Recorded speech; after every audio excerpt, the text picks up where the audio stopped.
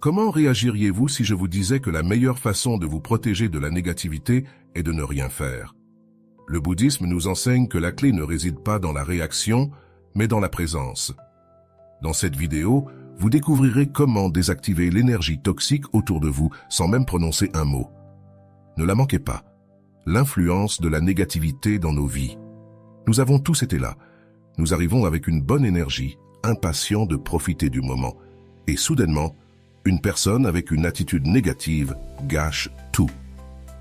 Cela peut être un collègue qui se plaint constamment, un membre de la famille qui critique sans arrêt, ou même un inconnu qui dégage une mauvaise vibration. Le pire, c'est que, sans vous en rendre compte, vous finissez par absorber cette énergie.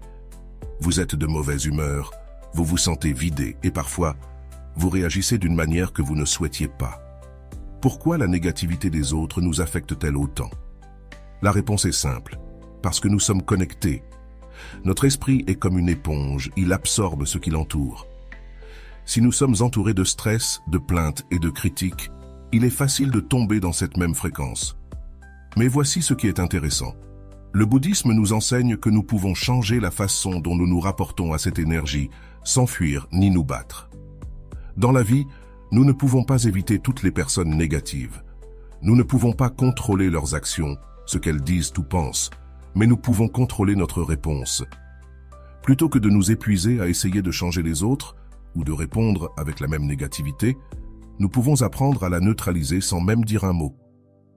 Ce savoir n'est pas juste une théorie.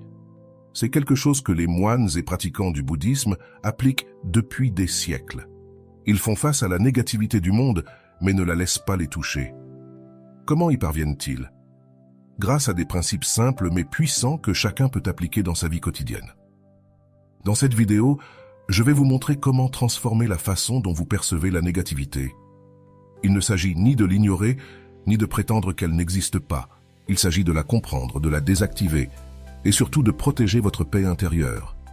Accompagnez-moi dans ce parcours. Nous allons découvrir pourquoi la négativité a tant de pouvoir sur nous, et comment, avec quelques petits changements, nous pouvons devenir immunisés contre son impact. Avant d'aller loin, je te serais reconnaissant si tu mets un j'aime à la vidéo, cela m'aiderait à continuer de diffuser cette philosophie. Si tu n'es pas encore abonné, je te recommande de t'abonner et d'activer la cloche pour ne manquer aucune vidéo. Comprendre la nature de la souffrance, perspective bouddhiste. Pour désactiver la négativité des autres sans dire un seul mot, nous devons d'abord comprendre pourquoi elle existe. D'après la perspective bouddhiste, la négativité ne surgit pas de nulle part. Elle a une cause, et cette cause est la souffrance. Le Bouddha a enseigné que tout être humain expérimente dukkha, un terme qui se traduit par souffrance, insatisfaction ou inconfort avec la vie. Personne n'est exempt de cela. La personne qui se plaint toujours, celui qui critique sans fin, celui qui se met en colère pour tout. Tous ces individus manifestent leur propre souffrance. Peut-être ne l'expriment-ils pas de manière saine, mais au fond, ce qu'ils font, c'est projeter leur douleur intérieure à l'extérieur. Réfléchissez un instant. Lorsque vous avez été en colère, anxieux ou frustré, comment était votre attitude envers les autres? Probablement, sans vous en rendre compte, vous avez été moins patient, plus réactif. Peut-être avez-vous même transmis votre malaise aux autres. C'est quelque chose qui nous arrive à tous. La différence réside dans le fait que certaines personnes restent coincées dans cet état et ne savent pas comment en sortir. Le problème, c'est que nous avons tendance à le prendre personnellement. Si quelqu'un nous parle avec une mauvaise attitude ou nous lance un commentaire négatif, nous l'interprétons comme une attaque directe. Mais si nous appliquons la vision bouddhiste, nous pouvons voir au-delà. Cette personne ne lutte pas contre vous, elle lutte contre elle-même. Vous êtes juste le récepteur de sa frustration, mais le véritable problème est en elle. C'est ici qu'un changement puissant se produit. Au lieu de réagir avec colère ou mécontentement, nous pouvons commencer à voir la négativité comme un reflet de la souffrance des autres. Il ne s'agit pas de justifier de mauvaises actions, ni de permettre qu'on nous manque de respect. Il s'agit de comprendre que ce que nous voyons chez les autres est une manifestation de leur monde intérieur.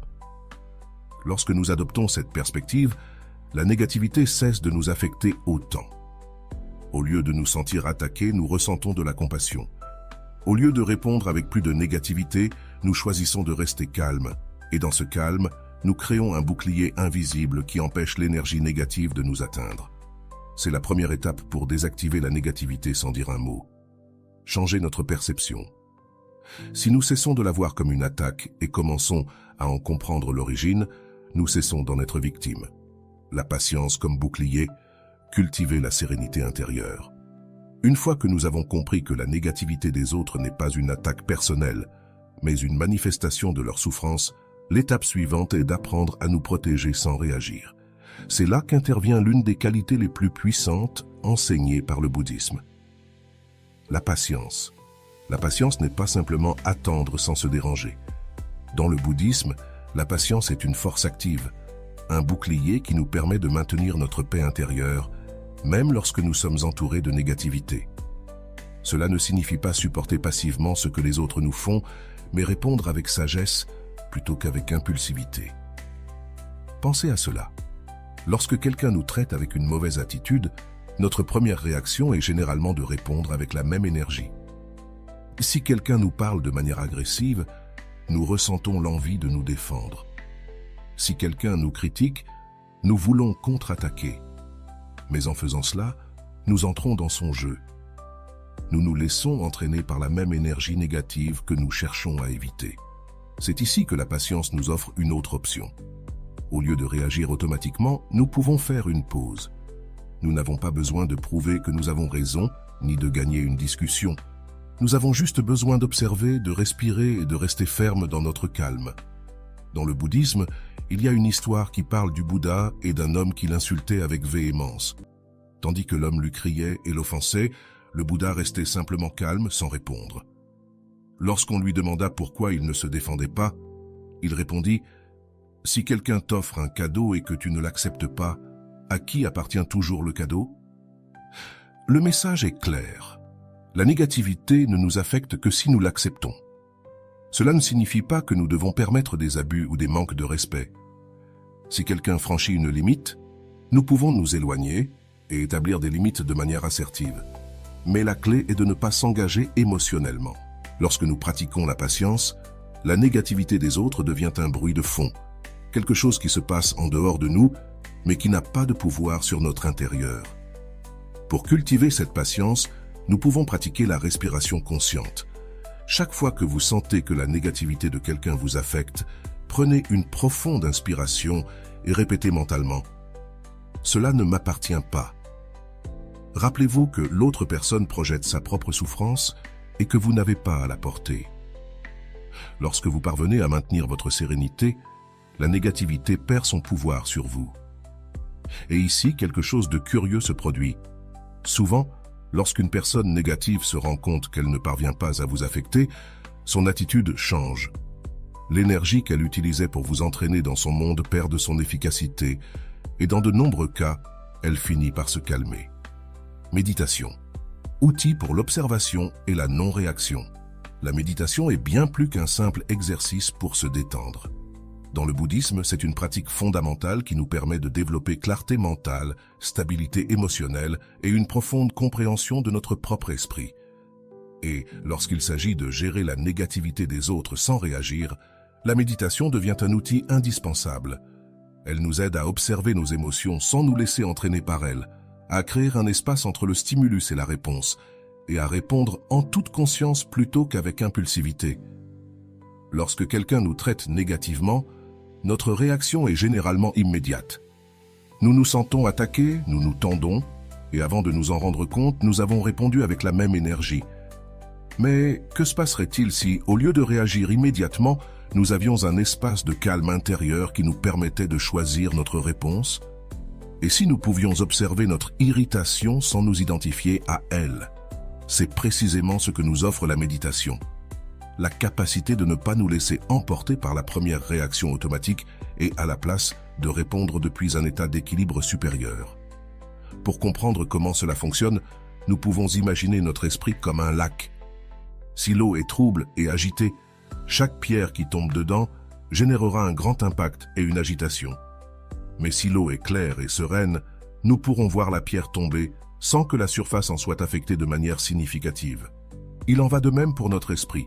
Si nous sommes remplis de préoccupations, de stress et de pensées accélérées, tout commentaire négatif d'une autre personne nous secouera fortement. Mais si notre esprit est stable et clair, nous pourrons voir cette négativité pour ce qu'elle est, simplement une manifestation d'une autre personne qui n'a pas à altérer notre paix intérieure. Le problème est que notre esprit n'est pas habitué à cette stabilité. Nous vivons dans un état de distraction constant, sautant d'une pensée à l'autre, réagissant sans nous en rendre compte et permettant à nos émotions de nous contrôler au lieu de les contrôler nous-mêmes. C'est pourquoi la pratique de la méditation est si importante. Elle nous entraîne à observer ce qui se passe dans notre esprit sans nous y accrocher. Il existe de nombreuses formes de méditation, mais l'une des plus efficaces pour développer la capacité de ne pas réagir face à la négativité est la méditation de la respiration. Elle est incroyablement simple, mais en même temps profondément transformative. Elle consiste à s'asseoir dans un endroit calme, fermer les yeux et concentrer toute notre attention sur la respiration. Il ne faut pas essayer de la changer ni de la contrôler, il suffit de l'observer. Au début, l'esprit se distraira constamment, il sera envahi de pensées, se rappellera des tâches à accomplir, revivra des conversations passées. Mais chaque fois que cela se produit, il suffit de revenir à la respiration. Ce simple acte de ramener l'attention encore et encore est ce qui renforce notre capacité à ne pas réagir dans la vie quotidienne. Lorsque nous pratiquons cette méditation régulièrement, quelque chose d'intéressant commence à se produire dans notre vie de tous les jours. Si quelqu'un nous dit quelque chose de négatif ou tente de nous provoquer, au lieu de réagir immédiatement, nous remarquons ce qui se passe en nous. Nous nous rendons compte que nous ressentons l'envie de répondre avec colère. Mais au lieu de nous laisser emporter, nous pouvons simplement l'observer. C'est comme si l'esprit nous donnait quelques secondes supplémentaires avant d'agir, un petit espace de clarté qui nous permet de décider quoi faire au lieu de réagir sans réfléchir. Les bouddhistes entraînent cette capacité pendant des années, mais même quelques minutes de pratique quotidienne peuvent faire une grande différence. Il ne s'agit pas de devenir une personne complètement inaltérable du jour au lendemain, mais de développer petit à petit la capacité de mieux gérer nos émotions et nos réactions. Un autre aspect fascinant de la méditation est qu'elle nous aide à voir plus clairement la négativité des autres sans la prendre personnellement.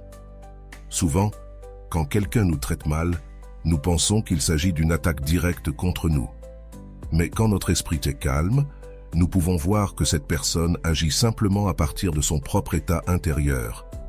C'est comme si la méditation nous donnait la capacité de voir au-delà des paroles et des gestes, en comprenant que ce que nous voyons chez les autres n'est rien d'autre que le reflet de leur monde intérieur. La pratique de la méditation nous aide également à renforcer la patience. Lorsque nous méditons, nous apprenons à être présents avec tout ce qui surgit dans notre esprit, sans essayer de le changer ni de réagir face à lui. Si une émotion désagréable survient, nous l'observons sans nous identifier à elle. Si notre esprit est envahi de pensées négatives, nous les laissons simplement passer sans nous y accrocher. Avec le temps, cette capacité se transfère dans notre vie quotidienne, nous permettant de faire de même avec la négativité extérieure. Pensons à une situation quotidienne. Nous sommes au travail et un collègue commence à se plaindre sans cesse, transmettant une énergie pesante dans l'ambiance. Si nous n'avons pas entraîné notre esprit, nous pourrions nous sentir irrités, mal à l'aise ou même absorber cette négativité sans nous en rendre compte. Mais si nous pratiquons la méditation, nous pouvons remarquer ce qui se passe sans nous y accrocher. Au lieu de réagir avec agacement, nous observons simplement la situation en tant que spectateurs. Cela ne signifie pas que nous approuvons la négativité, mais que nous évitons qu'elle nous affecte. Il en va de même dans des situations plus difficiles. Si quelqu'un nous parle avec agressivité ou nous lance une remarque blessante, nous pouvons ressentir l'envie de répondre avec la même attitude. Mais au lieu d'agir impulsivement, nous respirons, observons l'émotion et décidons si cela vaut vraiment la peine de réagir. Bien souvent, nous réalisons qu'il n'est pas nécessaire de réagir. La négativité perd son pouvoir lorsqu'elle ne trouve rien sur quoi s'appuyer. Bien sûr, cela ne signifie pas que la méditation nous rendra immédiatement immunisés à tout. Il y aura des moments où la négativité nous affecte, où nous réagirons sans le vouloir ou où nous nous sentirons frustrés de ne pas gérer la situation comme nous le souhaiterions. Mais l'important n'est pas d'être parfait, c'est de continuer à pratiquer. Chaque fois que nous réussissons à rester calmes dans une situation difficile, nous renforçons notre capacité à répondre avec sagesse plutôt qu'avec impulsivité. Outre la méditation de la respiration, il existe d'autres types de méditation qui peuvent nous aider à développer un esprit plus stable. La méditation en marchant, par exemple, est une excellente manière d'entraîner l'attention pleine. Il s'agit de marcher lentement en ressentant chaque pas et chaque mouvement du corps avec pleine conscience. Nous pouvons également pratiquer l'observation consciente à tout moment de la journée, simplement en prêtant attention à nos émotions et à nos pensées sans nous laisser emporter par elles. Lorsque la méditation fait partie de notre vie, notre relation avec la négativité change complètement. Nous cessons d'être victimes des émotions des autres et devenons des observateurs conscients de ce qui se passe autour de nous. Cela ne signifie pas que nous devenons froids ou distants, mais que nous développons une sérénité intérieure qui nous permet de gérer n'importe quelle situation avec plus d'équilibre. Et le plus surprenant, c'est que lorsque les autres perçoivent que nous ne pouvons pas être affectés par leur négativité, leur attitude change souvent aussi. La méditation n'est pas une solution magique, ni une échappatoire à la réalité, mais un outil pour vivre avec plus de conscience et de stabilité. Elle nous permet de voir la vie avec plus de clarté, de répondre avec plus de calme et de transformer notre manière d'expérimenter le monde.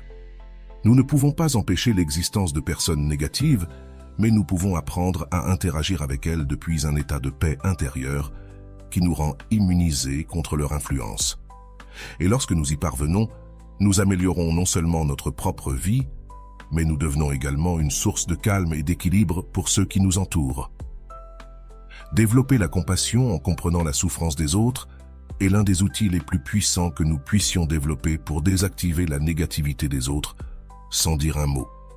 Il ne s'agit pas seulement de ressentir de la pitié pour quelqu'un, ou de pardonner des comportements nuisibles, mais de comprendre profondément la souffrance qui se cache derrière chaque action négative. Dans le bouddhisme, la compassion n'est pas vue comme un simple sentiment, mais comme une pratique active qui transforme notre relation avec les autres et avec le monde. Lorsqu'une personne est négative, agressive ou constamment critique, notre réaction naturelle est souvent le rejet. Nous nous éloignons, nous nous défendons ou nous répondons avec la même énergie.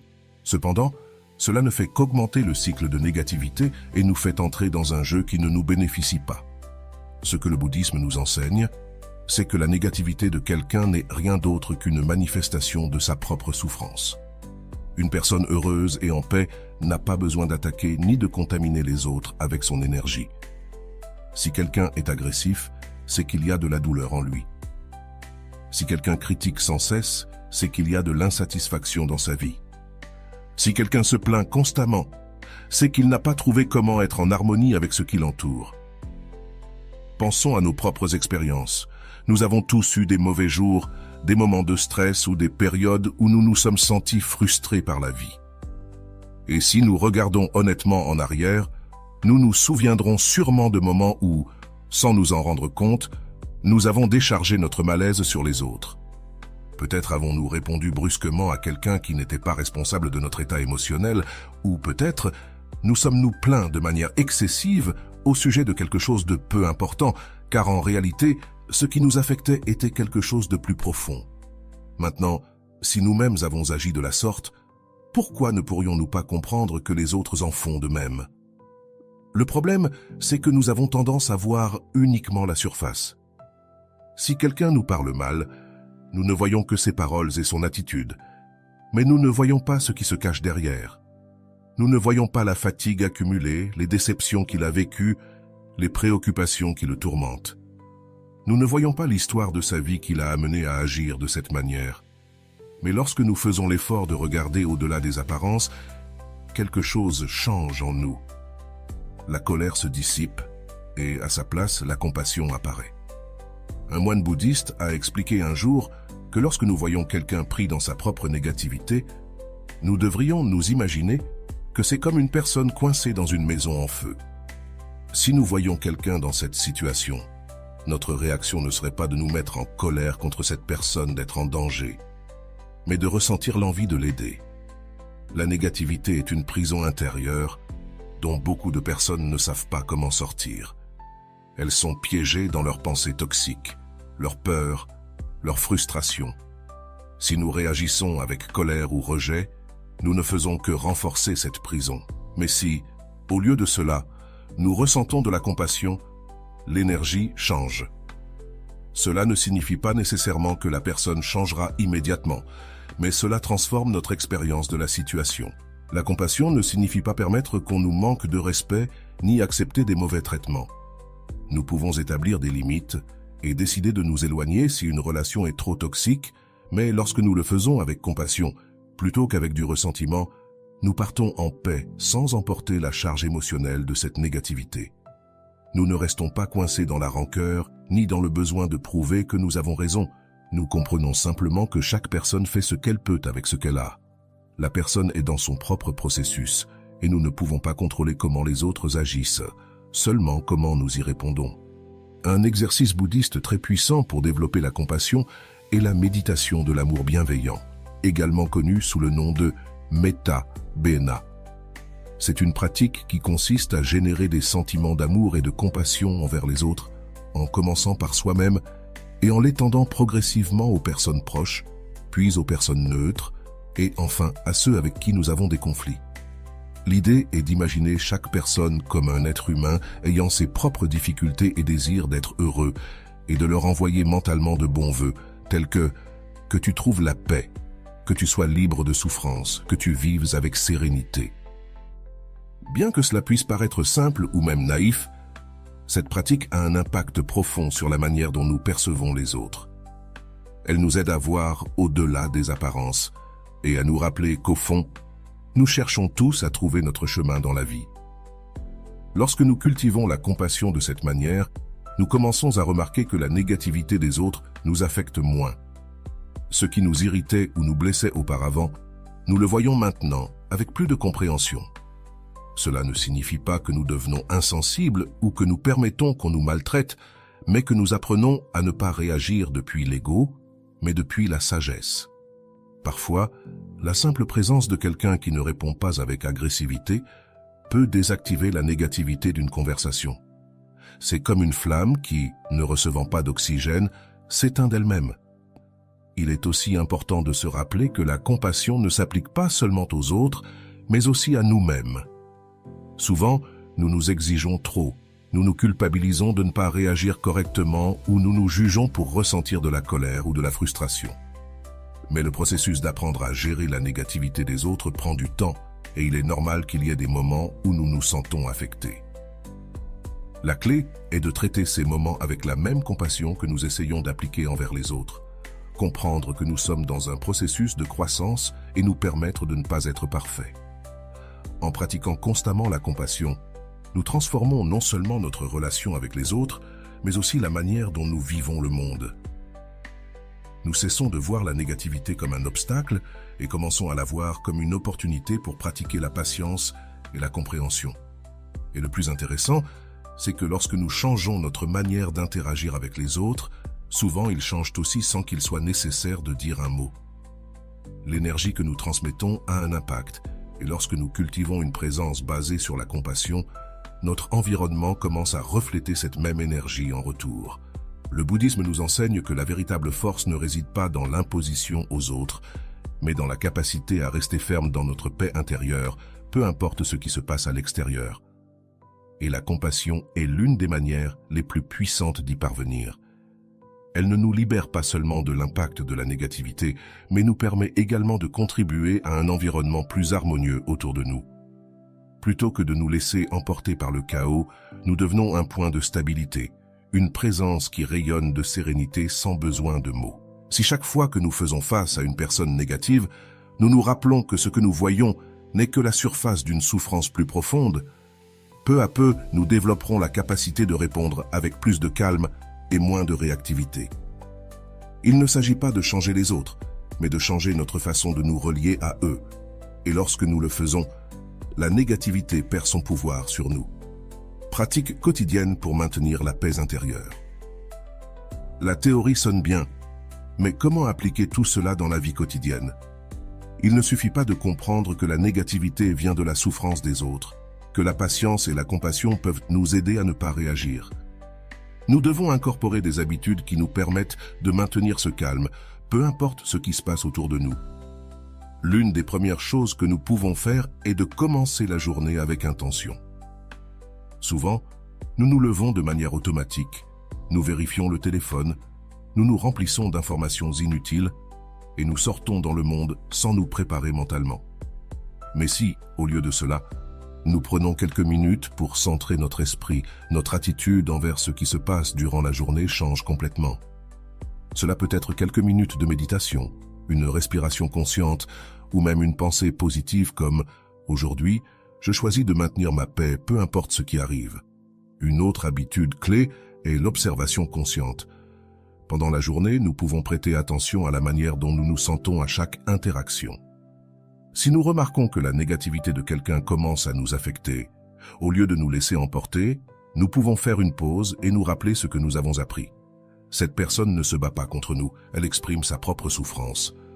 À ce moment-là, nous pouvons choisir de ne pas réagir et, à la place, répondre calmement ou simplement ne pas nous impliquer. Nous pouvons aussi pratiquer la compassion active.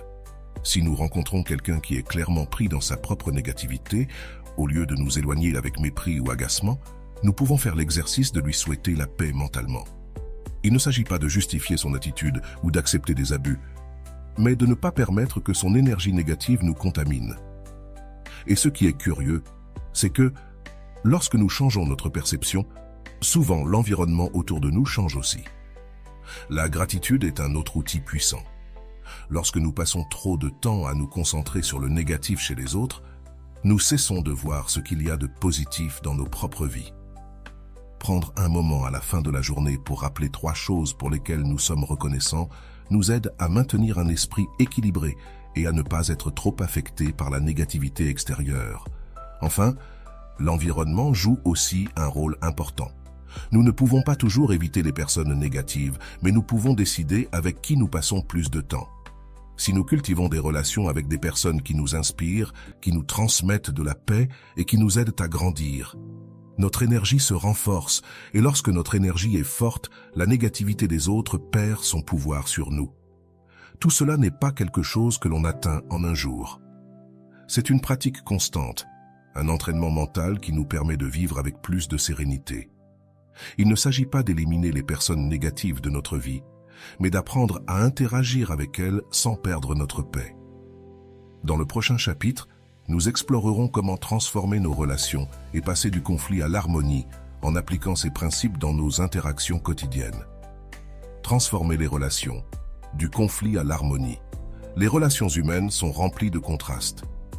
Parfois, nous sommes en harmonie avec ceux qui nous entourent, mais à d'autres moments, nous entrons en collision avec leur négativité, leurs plaintes ou leur mauvaise humeur. Il est facile de penser que le problème vient d'eux et qu'il vaudrait mieux s'éloigner, mais le bouddhisme nous propose une autre perspective. Au lieu d'essayer de changer les autres, nous pouvons changer la manière dont nous nous relions à eux. L'une des erreurs les plus courantes que nous faisons est de réagir de manière automatique. Si quelqu'un nous parle avec colère, nous répondons avec colère. Si quelqu'un nous critique, nous nous défendons ou contre-attaquons. Cela crée un cercle vicieux dans lequel les 2 parties se nourrissent de la même énergie négative. Mais si nous appliquons ce que nous avons appris, nous pouvons briser ce cycle. Lorsqu'une personne négative se rend compte qu'elle ne parvient pas à nous entraîner dans son état émotionnel, son attitude commence à perdre de la force. La clé réside dans le changement de notre présence dans la relation. Si, au lieu de voir cette personne comme quelqu'un de dérangeant, nous la voyons comme quelqu'un qui souffre, notre énergie change. Cela ne signifie pas que nous devons supporter des manques de respect ou accepter des abus, mais nous pouvons établir des limites sans agressivité. Au lieu de répondre avec agacement, nous pouvons être fermes dans notre âme. Il y a une histoire bouddhiste qui illustre ce concept. Un disciple demanda à son maître « Maître, il y a une personne qui me traite toujours avec mépris. Que puis-je faire ?» Le maître répondit « Si quelqu'un te donne un cadeau et que tu ne l'acceptes pas, à qui appartient toujours le cadeau ?» Le disciple comprit que l'attitude des autres n'a de pouvoir sur nous que si nous décidons de l'accepter. Cela ne signifie pas que nous devons être passifs. Si une relation est nuisible, nous pouvons nous éloigner sans rancœur. Mais lorsque nous décidons de rester, nous pouvons le faire depuis une position de force intérieure. Au lieu de voir la relation comme un champ de bataille, nous pouvons la voir comme une opportunité de pratiquer la patience, la compassion et l'autocontrôle. Une autre technique utile est de changer l'énergie de la conversation. Si quelqu'un commence à se plaindre, au lieu de nourrir sa plainte avec plus de négativité, nous redirigeons la conversation vers quelque chose de plus positif. Cela ne fonctionnera pas toujours, mais dans de nombreux cas, les gens reflètent l'énergie qu'ils reçoivent. Si nous maintenons une attitude calme et positive, il est possible que l'autre personne se sente moins encline à être négative. Les relations ne changent pas du jour au lendemain, mais si nous changeons, la dynamique commence aussi à se transformer. Nous ne verrons pas toujours des résultats immédiats, mais avec le temps, nous remarquons que la négativité des autres nous affecte moins et que, même, certaines personnes commencent à adopter une attitude plus sereine autour de nous. Dans le prochain chapitre, nous verrons comment intégrer tous ces enseignements pour vivre en équilibre dans un monde qui, par nature, sera toujours imparfait. Vivre en équilibre dans un monde imparfait. La négativité fait partie de la vie. Peu importe combien nous travaillons sur notre développement personnel, il y aura toujours des moments où nous rencontrerons des personnes difficiles, des situations frustrantes et des défis émotionnels. Mais ce que nous pouvons changer, c'est la manière dont nous répondons à tout cela. Au fil de ce chemin, nous avons appris que la négativité des autres n'est pas une attaque personnelle, mais une expression de leur propre souffrance. Nous avons découvert que la patience et la compassion sont des outils puissants pour ne pas réagir automatiquement, et que la méditation nous aide à observer nos émotions sans nous laisser emporter par elles. Nous avons aussi vu comment de petites habitudes quotidiennes peuvent nous aider à maintenir la paix intérieure, et comment nous pouvons transformer nos relations en appliquant ces principes dans nos interactions. Le monde ne va pas changer pour rendre notre vie plus facile, mais nous pouvons apprendre à nous adapter à lui, plutôt que de lutter contre ce que nous ne pouvons pas contrôler. Lorsque nous arrêtons de donner du pouvoir à la négativité et choisissons de répondre avec calme, nous devenons une source de stabilité pour nous-mêmes et pour ceux qui nous entourent. Souviens-toi que tout cela est une pratique. Cela ne sera pas toujours facile, et il y aura des moments où tu sentiras que la négativité te touche plus que tu ne le souhaiterais. Mais chaque fois que tu parviens à maintenir le calme dans une situation difficile, chaque fois que tu choisis de ne pas réagir face à une provocation, et chaque fois que tu réponds avec compassion plutôt qu'avec colère, tu te renforces dans ce chemin. Si cette vidéo t'a été utile, abonne-toi à la chaîne pour plus de contenu sur le bouddhisme et le développement intérieur. Et raconte-nous dans les commentaires quelle stratégie tu utilises pour gérer les personnes négatives. Nous voulons connaître ton expérience. À bientôt dans la prochaine vidéo.